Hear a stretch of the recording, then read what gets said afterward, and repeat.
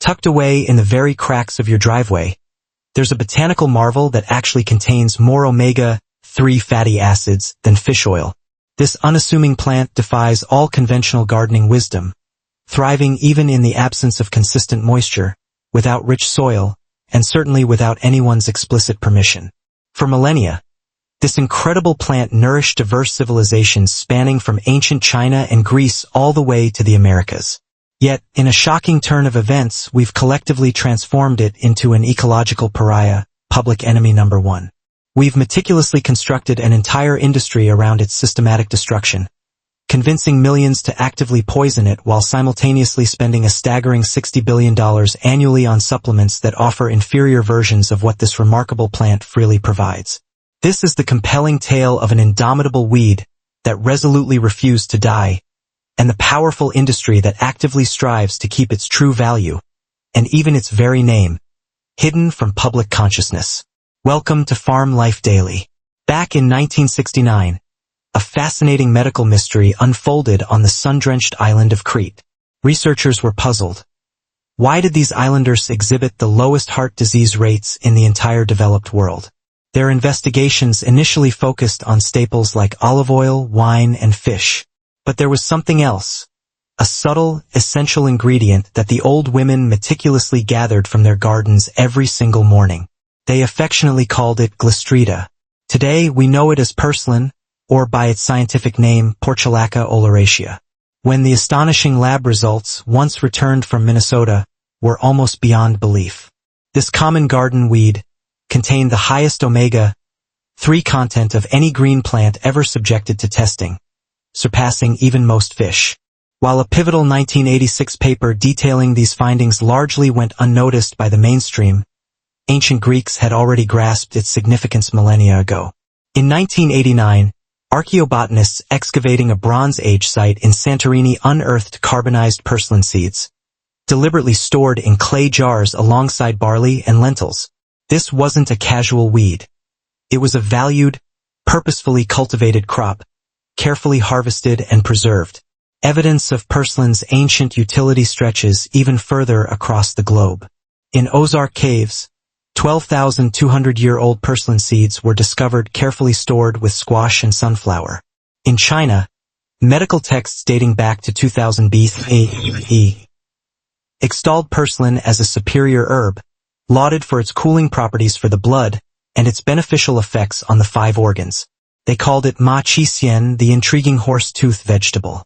The indigenous Hopi, Navajo, and Zuni tribes referred to it as verdolaga, consuming it raw in fresh salads, cooking it much like spinach, and utilizing it medically for ailments ranging from burns to intestinal distress. Aboriginal Australians knew it as munuru, having gathered it consistently for tens of thousands of years. So, how could such a remarkably beneficial plant possibly morph into one of modern history's most despised weeds? The answer, perhaps surprisingly, begins with the rise of the American lawn. Purslane is a succulent with vibrant, jade-colored stems that gracefully sprawl across the ground. Its small, almost paddle-shaped leaves feel slightly rubbery to the touch. Delicate yellow flowers bloom for a singular morning, each giving way to seed pods that can contain up to 50 tiny black seeds. Yet, its true genius remains largely invisible to the casual observer. The secret to its incredible hardiness lies in its unique CAM photosynthesis. Unlike most plants that open their stomata during the day to capture carbon dioxide, a process that inevitably leads to significant water loss, purslane smartly opens its stomata at night when temperatures are cooler. It efficiently stores carbon dioxide as malic acid, then processes it during the day with its stomata sealed. This ingenious mechanism means it can survive and even thrive on a mere 2 inches of rainfall annually, an amount even less than some of the world's most arid regions, like Death Valley, receive. Every single stem fragment that touches the soil readily roots, meaning you can cut it into pieces, and each piece will grow into a new plant.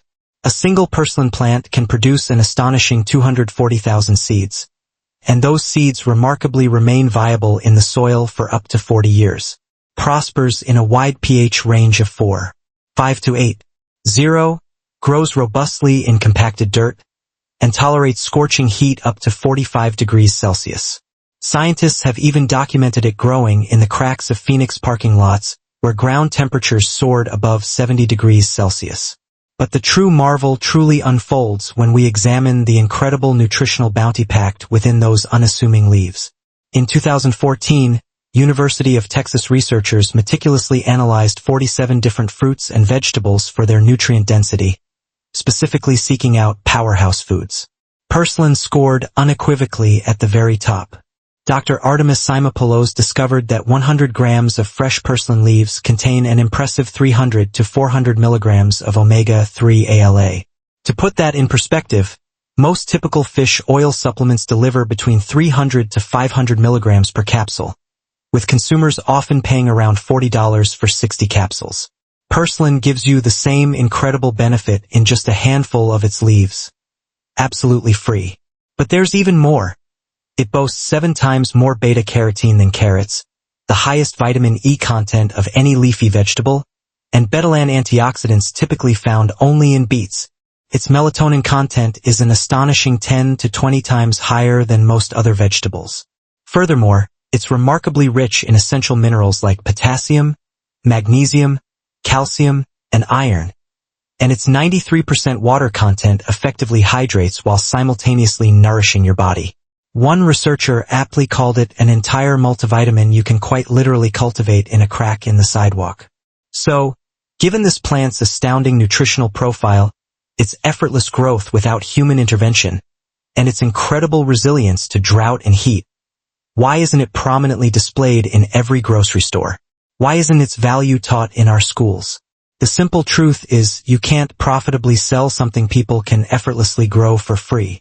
And when such a readily available free food source poses a direct threat to a colossal $175 billion industry, it inevitably transforms into an adversary. The concept of the meticulously manicured American lawn as we know it today is a relatively recent phenomenon, largely emerging after the 1950s. Post-World War II, the GI Bill fueled a massive housing boom, giving rise to millions of new homes, and with them a burgeoning ideology: the pursuit of the flawless, uniformly green, weed-free lawn. Paradoxically, the very act of construction that created these new suburban landscapes also churned up the soil, creating ideal conditions for purslane to flourish, turning these pristine new suburbs into a veritable purslane paradise.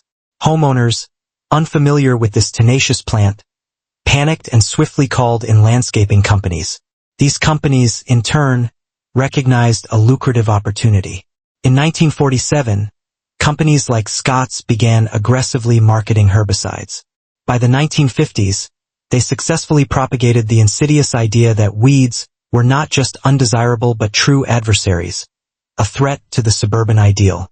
The chemical weapon of choice was 2,4-D, originally developed for biological warfare during World War II.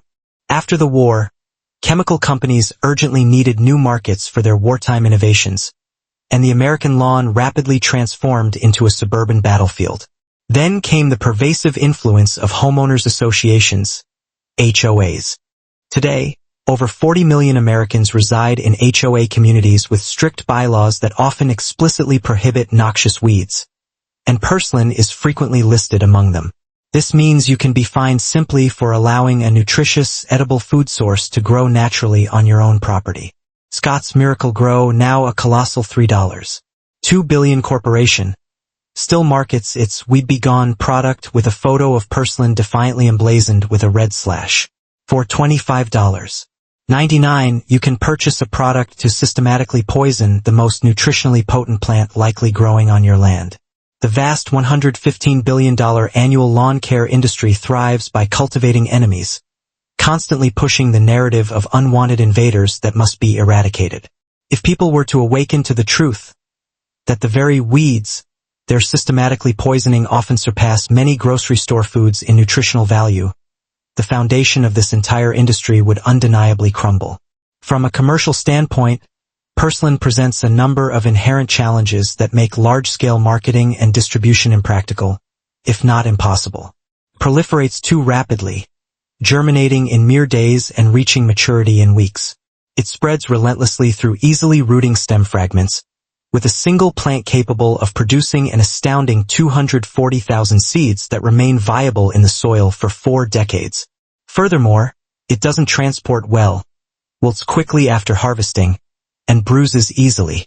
Being a wild, public domain plant, it simply cannot be patented, eliminating a key commercial incentive for large corporations. Yet, the situation is even more dire for these industries. Purslane doesn't just present logistical hurdles.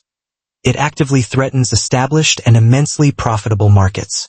Consider the multi-billion-dollar Omega-3 supplement market, valued at $4.1 billion, and the vitamin E supplement market, a $1.8 billion industry, alongside a significant portion of the $12 billion annual leafy greens market. Purslane offers all of these benefits for free. If people were to truly realize they could simply eat purslane instead of purchasing these supplements and greens, these massive markets would inevitably shrink significantly.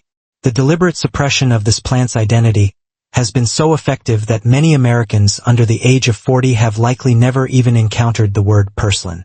They've undoubtedly seen the plant everywhere, perhaps dismissing it as just that weed, without ever knowing its proper name. By systematically erasing its name, the knowledge of its benefits is also extinguished, and with that knowledge, the potential for empowerment is lost. The inherent power of purslane lies in its ability to foster genuine independence from expensive supplements, from conventional grocery stores, and indeed, from the entire industrial food system. This profound independence is precisely what those who profit from the status quo cannot tolerate. While many Americans were misled into poisoning this valuable plant, countless cultures around the world consistently embraced and enjoyed it. In Greece, glycerida has been a continuous dietary staple for 4 millennia, simply blanched and served with olive oil and lemon, pure, unpretentious sustenance. In Turkey, semizotu frequently appears in vibrant salads, often combined with yogurt, garlic, and walnuts. In Lebanon, bakel is a standard, essential ingredient in their iconic faddish salad. In Mexico, verdolaga never disappeared. It's readily sold in every bustling mercado, commonly cooked with pork or scrambled into eggs. Similarly, in China, ma chi xian remains a celebrated food, readily available in markets, prominently featured on menus, and consistently referenced in medical texts for an unbroken span of 4,000 years, a testament to an uninterrupted tradition and knowledge. So, what led to this drastic divergence in America? Immigrant communities initially carried this vital botanical wisdom with them, but subsequent generations, eager to assimilate, often equated being American with consuming conventional American food. The younger generation gradually ceased the practice of gathering wild greens. By the 1960s, this generational disconnect was largely cemented, leaving suburban children to grow up amidst meticulously manicured lawns, utterly devoid of knowledge regarding edible wild plants. However, this invaluable knowledge never truly vanished. It simply retreated underground, persisting in immigrant communities, in rural areas, and within families diligently maintaining traditional food ways. Then, in the 2010s, an unexpected cultural shift began. Urban foraging gained traction and quickly became a growing trend. By 2015, purslane, the very plant once scorned as a weed, was gracing the menus of high-end Manhattan restaurants as a sophisticated side dish, the same plant flourishing freely just outside their doors. Farmers markets, recognizing its appeal, began selling verdolaga for $4 to $8 per pound. Foraging courses sprang up, actively teaching people how to identify and harvest it safely. By 2018, a testament to its renewed appreciation, purslane seeds reappeared in seed catalogs, now celebrated as an heirloom vegetable. The true surge, however, occurred in 2020 during the pandemic's supply chain disruptions, when foraging experienced an explosive resurgence and purslane identification videos garnered millions of views, accompanied by poignant comments like, "My grandmother used to eat this," or the rueful, "I've been poisoning this for years." But beyond historical injustice and commercial suppression, there's a critically urgent dimension to this story. We are now squarely facing the ominous specter of agricultural collapse. The American West is grappling with a megadrought, the most severe in 12,200 years, forcing California's Central Valley, responsible for a quarter of America's food supply, to fallow vast fields due to lack of water. Conventional crops like lettuce require consistent irrigation and cool temperatures, making them highly vulnerable. As climate change intensifies, rendering conventional greens increasingly unviable in many regions, Purslane emerges as the ultimate solution, engineered perfectly for these harsh conditions. It survives on a mere 2 inches of rain annually, thrives in scorching 45 degrees Celsius heat, and grows vigorously even in degraded soil. It demands no costly inputs, no artificial irrigation, and no chemical fertilizers. Indeed, in 2021, researchers at the University of Arizona formally recognized Purslane as remarkably climate resilient, emphasizing its potential as a crucial, viable food source in a rapidly warming world where water scarcity increasingly constrains traditional agricultural crops. For 7 decades, humanity collectively spent billions of dollars actively poisoning a plant that held the very keys to our survival. Now, as the climate crisis intensifies and unravels our conventional systems, we are belatedly realizing that the answer was always present, patiently waiting, thriving in the unassuming cracks beneath our feet. The knowledge was never truly lost. It was systematically suppressed. Each individual who reclaims the knowledge that Purslane is a nutritious food source becomes inherently more self-sufficient and, consequently, harder to control. Every person who chooses to stop poisoning their lawn poses a direct threat to the lucrative lawn care industry.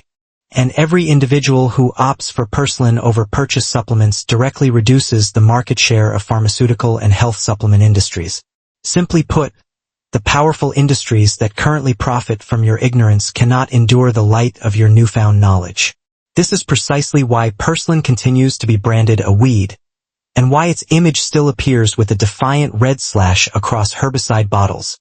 So, here's your call to action, simple yet profound. Take the time to learn to recognize this incredible plant. Cease poisoning it. Instead, harvest its bounty. Incorporate it into your diet.